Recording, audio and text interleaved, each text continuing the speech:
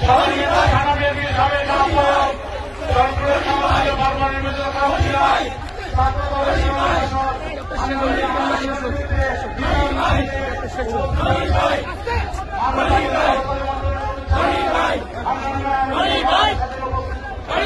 জানাচ্ছি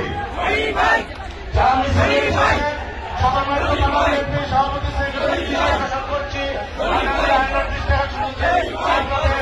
সমস্ত লোককে